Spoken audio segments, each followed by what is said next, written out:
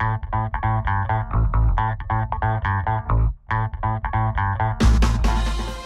name is Angela Mobley, and I'm reporting to you live with WIND on the campus of Georgia State University, trying to determine if students actually know about the country Venezuela. In a moment, I'm going to randomly select students to determine if they're knowledgeable regarding the history, culture, economics, and political position of the country. We'll be back after this brief message.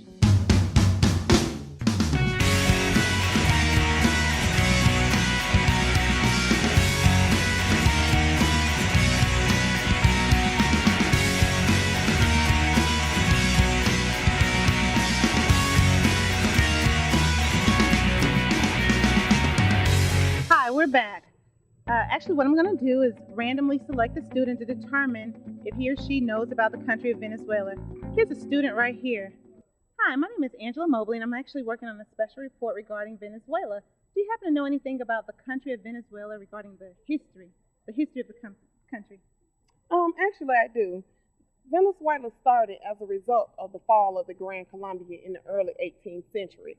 And also, Vicente Paez, he was credited with turning the country around because he moved the country away from the agriculture industry more to the industrialization, which was the birth of the oil industry. Hero because he was born to immigrant parents, and his parents were of low social status, and he came and took over Venezuela and turned the country around and made the country such a success through the oil industry, and everybody just deemed him as a hero for doing that and making the country somewhat of a success what it is today. Well, great. Thank you, Shakira, for that in-depth insight regarding your knowledge of the history of Venezuela. Thank you. Have a good day. Thank you, you too. After this brief message, hopefully we can return with someone that might know something about the beautiful Orinoco River or about the economics of the country. Thanks. We'll be right back.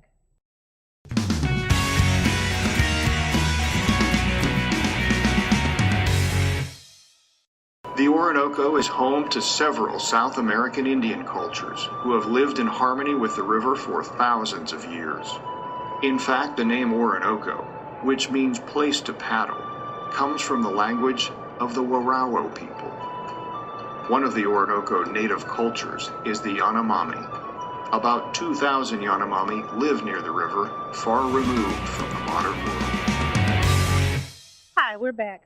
Hopefully this time when I randomly select a student, they'll give us some insight regarding the economics of the country. Okay, let's see if there's anyone around here. Oh, here's a gentleman right here. Excuse me. Hey, how are you? Hey, my name is Angela. I'm actually working on a special report regarding the country of Venezuela. May I have your name, please? My name is Marcus. Marcus, hi. Do you happen to know anything regarding the economics of Venezuela? Actually, I have a class in a few moments. Mr. Jim Beach, BUSA 3000, great class. But I have a couple moments. The few things that I do know is that the GDP is roughly about $169 billion. Wow. To my knowledge, their main export, of course, is oil. I know the fact that they basically 80% of their export GDP comes from oil, and roughly about 30% of their total GDP comes from oil. Okay. I know they also have a small agricultural exports, roughly about 3 to 4%. I know it just includes biochemical products, and bauxite and gold and silver and things of that nature. Okay. I also know that currently the oil trading between the U.S. and Venezuela is kind of, it's a little, basically just not a good relationship. Okay, and why is that? Do you know? President Chavez apparently is accusing ExxonMobil of stealing from their oil reserves. Okay. Because of that, he's actually in talks with China to basically develop an agreement where he solely exports oil only to China. I think it's roughly a few $1 billion is the estimated amount for the contract itself. He's also trying to increase their military power, trying to increase firearms and what have you. He's in talk with a lot of countries such as Belarus and Iran and North Korea and other countries as well. I know their main river or their main flow is the Orinoco River. Right. I'm not for sure if you heard of that. Yes. But basically, all exports and imports come through the river. It basically stretches from the northeast side of the country all the way to the southeast side of the country, all the way going into Colombia. Okay. And speaking of Colombia, there are actually a couple issues with Colombia and Venezuela because Colombia has supposedly been distributing narcotic products through the river, so that's been causing some issues with the two countries. Okay. But besides that, it's a few other things here and there that I know. I'm not for sure, I just heard that from other people gossiping what have. Okay.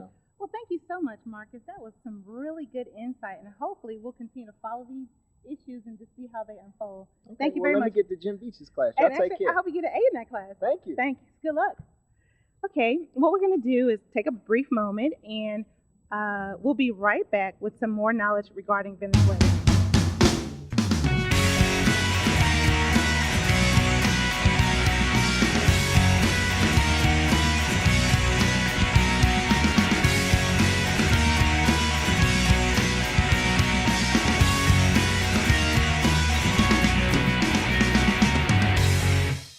Hi, we're back.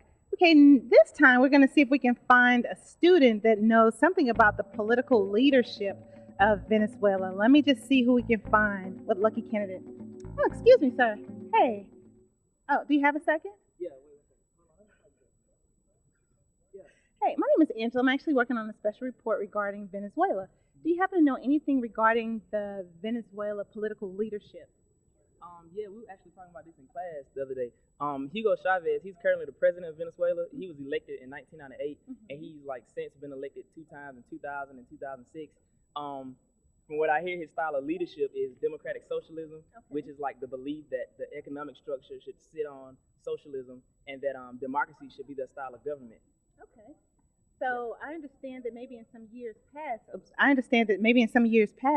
that maybe some of the local citizens were not pleased about him being the president, that maybe they tried to protest to get him out of office. Have you heard anything about that? Yeah, this is a lot of stuff we've been talking about in my class. Oh, which class is that? Jim Beach, BUSA 3000.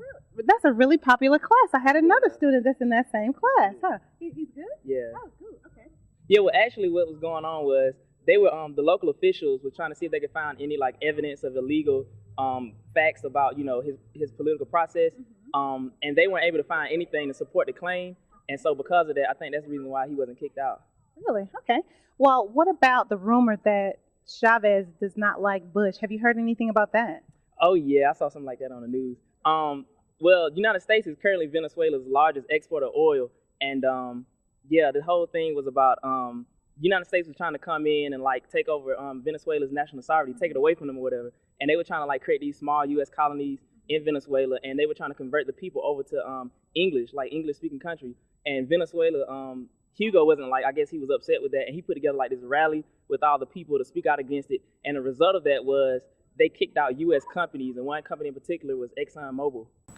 Excellent. Chavez's anger is the result of court decisions freezing billions of dollars of Venezuela's state assets, the case brought by Exxon.